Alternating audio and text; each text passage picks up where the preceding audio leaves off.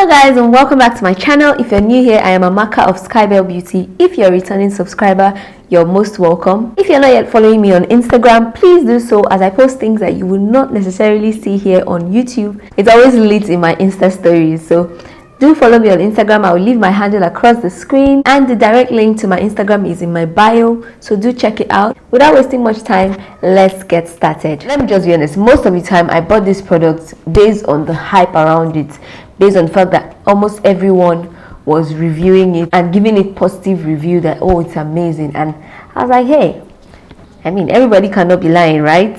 Another thing we have to consider is the fact that what works for most people may not work for you because of certain reasons, like your skin type, your skin needs. So first things first, primer. For me at this point, I feel like primer is more or less a scam. The only thing I feel like primer does is create a barrier between the makeup and your skin. But products that actually help to control oil and, you know, help to do things for my skin and extend longevity, which is what I look for in a primer, I'm yet to find one. So the first is these two primers. This is the Maybelline Baby Skin Primer, and this is the Benefit Porefessinal Primer. I'm going to use half and half on my face.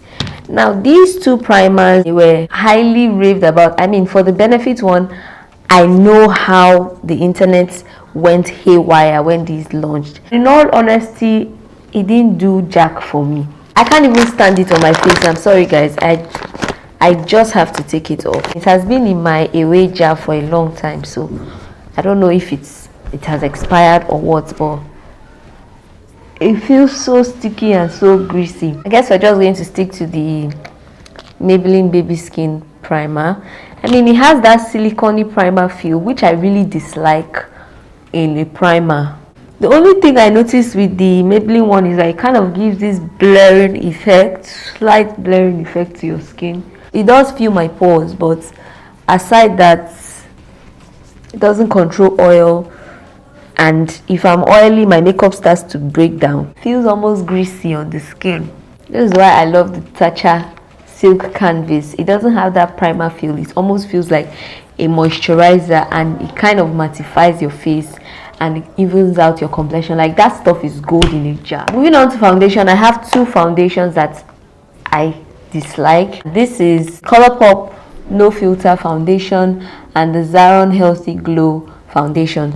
If you're familiar with these, they've been highly praised and raved about here on YouTube. I got these because of the hype and I was excited to try it. For the Zaron one, I used the shade FZ20, and the Colourpop No Filter one, I got the shade Dark 175 because that was the closest match they recommended on their website. These were never my correct shade match. I mean, they both have red undertone and I have a yellow undertone. Now for the Zaron Healthy Glow Foundation, first and foremost, it's not matte. They say it is, but this is not matte. I mean, I should have known that when they said healthy glow.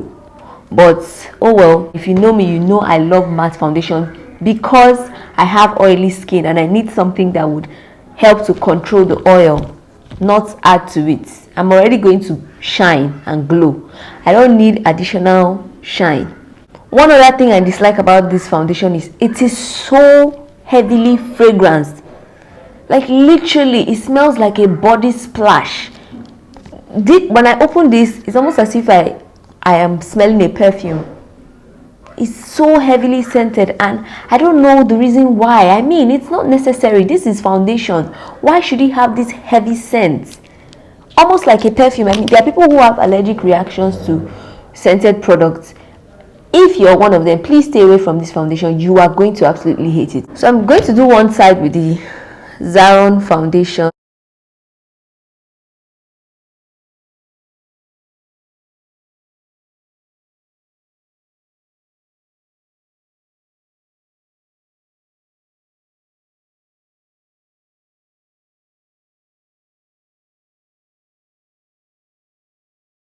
If you blend it out with a beauty blender, it will take away some of the product and take away some of the shine.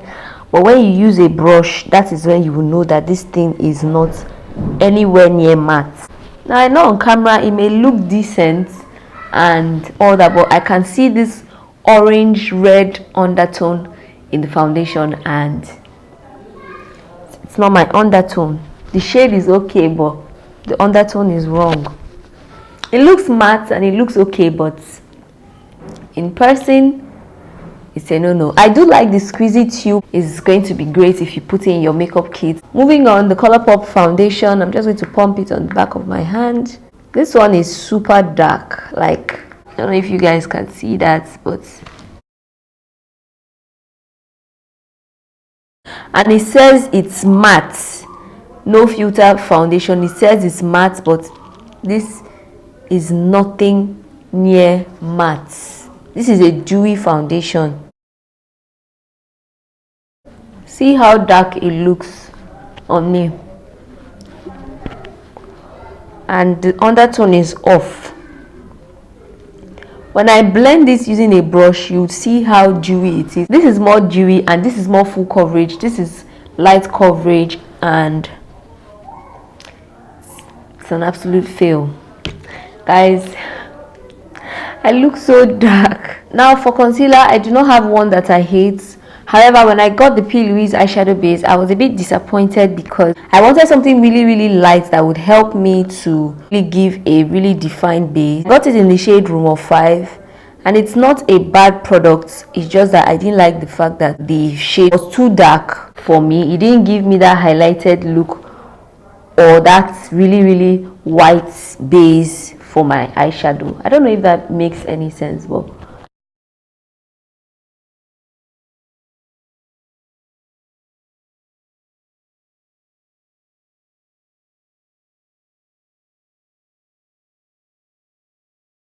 I'm just going to use it to try and lighten up the rest of my face because we're looking hella dark.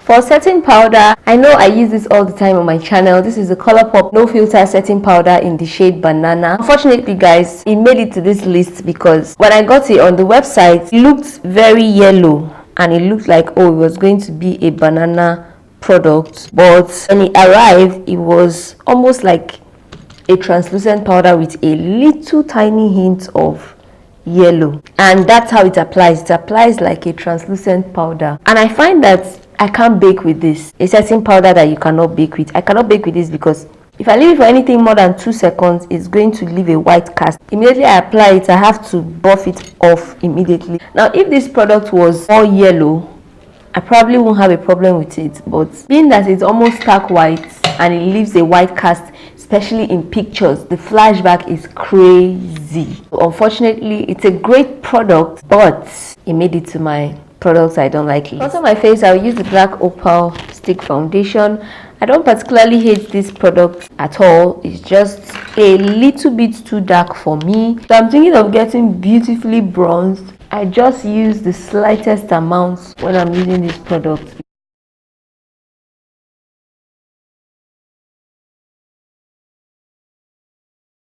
I don't have a bronzer that I hate, so I'm just going to use my Sleek Contour Powder. I actually love this. For my brows, I'm going to use the Colourpop Brow Buzz Gel and the Colourpop Brow Pomade in the shade Brunet, Banging Brunet, and the pomade is in the shade Clear. The reason why I don't like these two products is because for you to really get the effect you want with it, you really have to use a lot of products and you have to wait for it to kind of set. You can't just use it and then it will hold your hairs. And another thing I don't like about this brow pomade is once you've applied your brow pencil or your brow pomade or whatever, you can't go over it with this. If you do that, you are going to set yourself up for disaster. So I'm just going to use a fan and dry it out.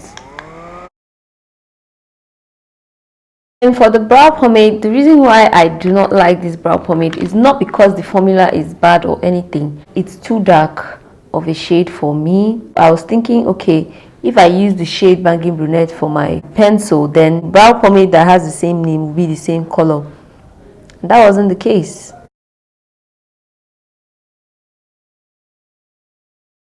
Guys, I know I look a hot mess, but please bear with me, okay? To clean out my brows, I would take the P.Louise base once more and just go over the brow.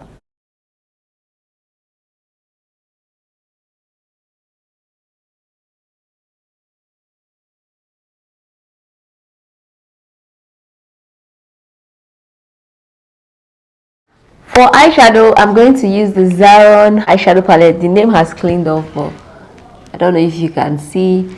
This is their palette that has the 2 blush shades which has broken off. This one was just a shimmer, complete shimmer, and this was a very bright pink. A lot of the places you see that are empty, I didn't finish it. It broke off. The only product I know I kept using was this nude shade. So I'm just going to start off with that shade, and I'll set underneath my brow bone area. My issue with this Zaron eyeshadow palette is the fact that it is very, very, very poor quality. This is the quality you get with AliExpress shadows. The shimmer shades don't show up. Like, you would literally have to pack them for it to show up. Even the matte shades, like, oh my god, look at that.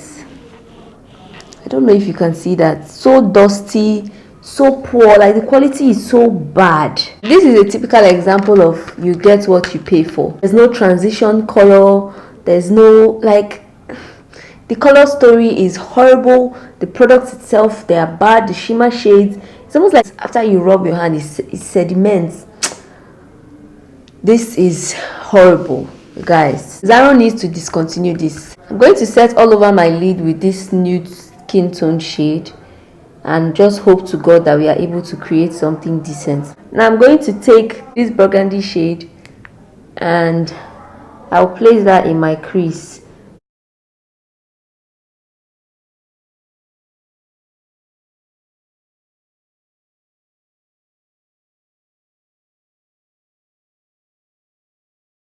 To define my outer V area, I would use the black from the palette and just put that in my outer crease.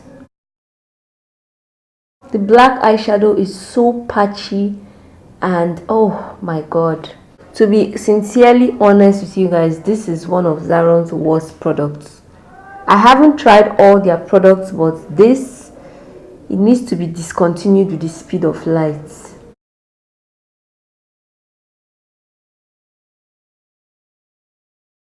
I'll go back into that skin tone shade just to try and blend my crease area. The matte colors, they barely show up, and then the shimmer colors, I don't know what kind of shimmer they are, honestly. If you're a beginner in makeup and you don't know how to maneuver products, this eyeshadow palette will mess you up big time. But this is not a standalone palette. Affordable, yes. Useful, effective, no. For my crease, I'll take this shade right here. It's a peachy gold shade, and I literally have to dig into it because it's almost as if it has a sediment. The shade itself is beautiful, but to get any color payoff, you literally have to press and dig into the eyeshadow. I'm literally digging in and pressing in to get the product to lift.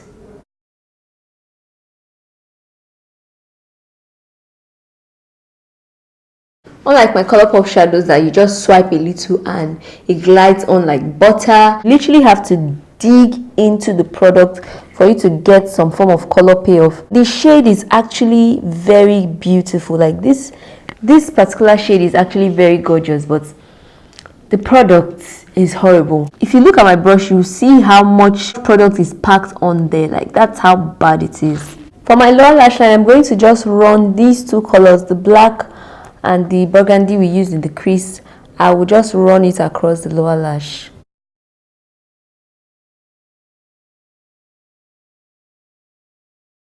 For my inner tear duct area, I would use this really bright yellow gold shade.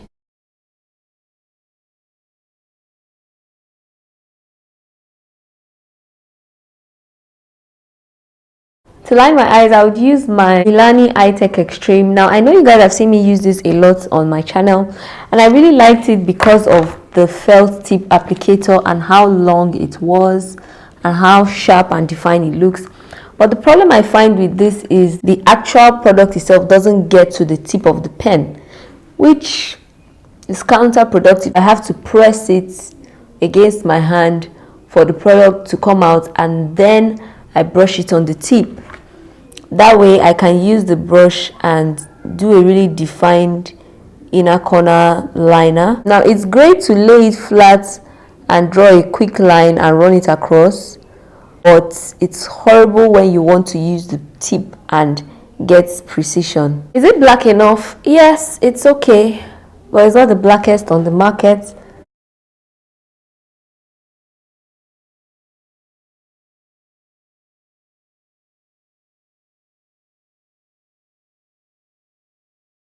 Another product I would not be repurchasing that I dislike is the Maybelline Colossal Kajal. Now I got this not too long ago for my waterline, but for some weird reason I feel like the product has dried out and it's stiff.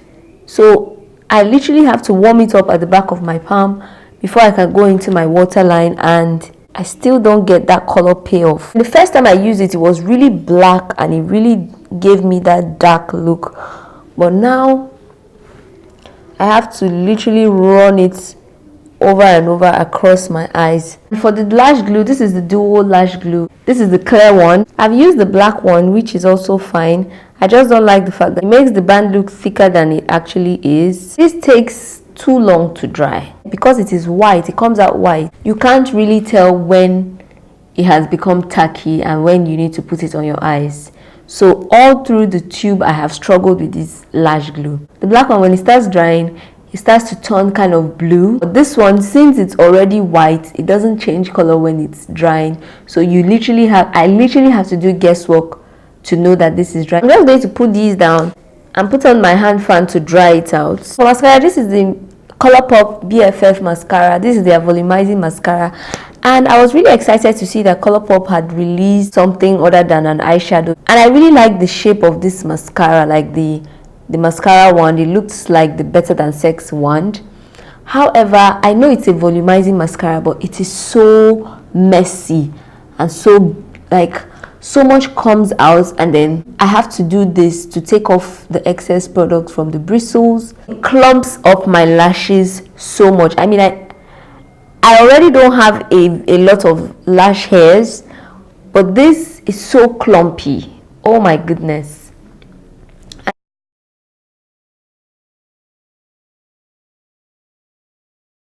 If you know me on this channel, you would know how much I love Colourpop products. But this one for me was a hard pass, and I will not be repurchasing this product. The worst part of it all is the fact that I can barely get into the inner corners, and when I am doing my lower lash, that is the real struggle.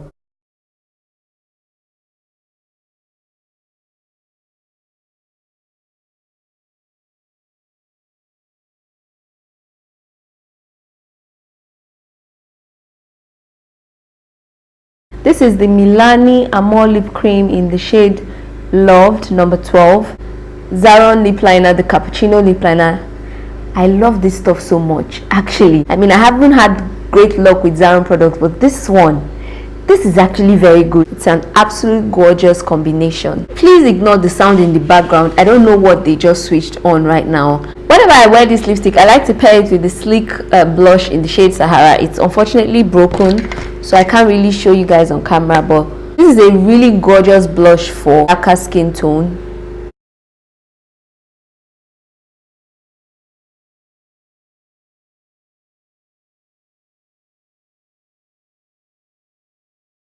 Now for highlight that I do not like, this is the Maybelline Masterchrome highlighter. And I know you may be shocked and surprised that this is on my products that I don't like list. And let me explain why. This is a fantastic highlighter. Like, this stuff is amazing. It's soft like butter. It's so finely milled. For a pressed highlighter, it's really good. Like, the glow is mad. However, it is not for my skin tone. I can make it work and I can finesse it, but when I use the Colourpop Pose highlighter, because this has more of a coppery undertone to it, it blends into my skin tone more and it matches me more. This, however, has a very gold undertone and is more suited to someone who is like a shade or two lighter than me. This will look divine on them. And if you don't blend it out properly, it starts to do this very weird thing where it starts to cake up. So the trick to getting away with using this highlighter if it's not your shade is use a really fluffy brush. That way you can really diffuse it out. It's really gorgeous, but in person it looks kind of scaly, and it brings out the texture in my skin, so I don't really like it. I don't know if I should leave my lips like this or I should pop a little, just a tad bit of Blood Cosmetics to the inner area.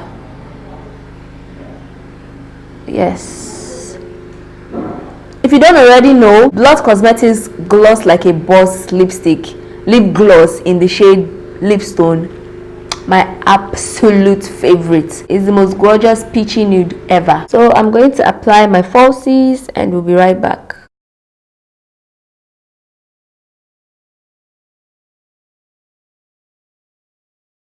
Alright guys, so here is the completed look.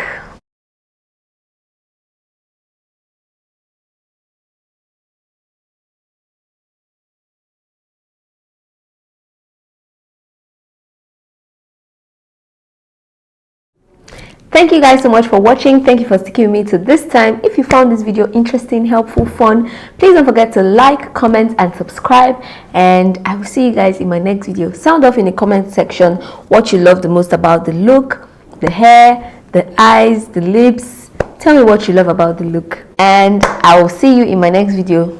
Bye guys.